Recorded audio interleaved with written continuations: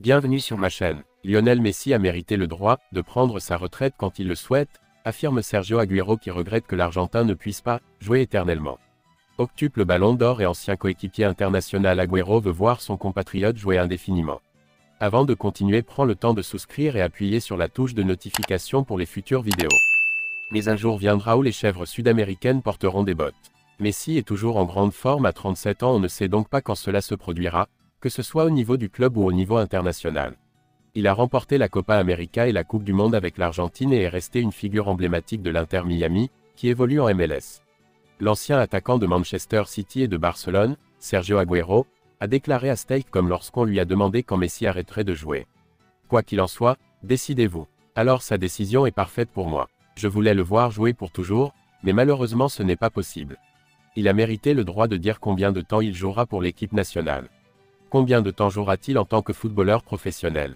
Messi a joué plus de 900 matchs pour le club et a marqué 740 buts au cours de sa carrière record. Il a également trouvé le chemin des filets 109 fois en 187 matchs avec l'équipe nationale argentine. Son contrat avec le club de Floride court jusqu'en 2025, avec une option de prolongation de 12 mois.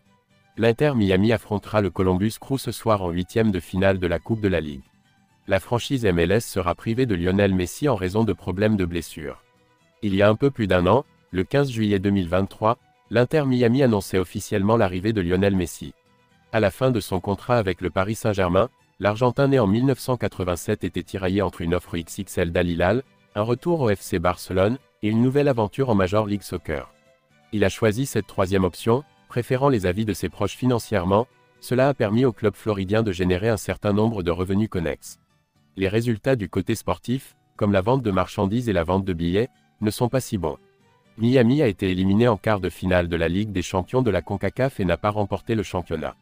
David Beckham et son équipe espèrent faire mieux cette saison, mais ils doivent se passer de la pulga pour l'instant. En effet, l'ancien joueur du Barça est actuellement blessé.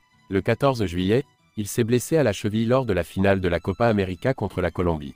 L'Inter Miami a annoncé la nouvelle. Un ingénieur argentin a également commenté ce sujet. Comme toujours, Léo procède comme prévu. Nous ne savons pas encore quand il pourra rejoindre le groupe, mais nous continuons à travailler séparément. L'absence de Léo nous affectera de plusieurs manières. Dans certains cas, son absence peut être aggravée par l'absence d'autres acteurs clés. Mais même s'il est le seul à manquer, c'est un élément important. Notre objectif n'est pas seulement. Vous ne construisez pas seulement une équipe compétitive, vous construisez un groupe compétitif. Lorsque tout le monde est disponible, vous gagnez en crédibilité et en avantage concurrentiel. Notre priorité est de régler la situation avec Léo le plus rapidement possible tout en restant compétitif pendant son absence. Pas un mot très encourageant pour l'addiction à Messi. Les médias américains sont plutôt d'accord avec cela.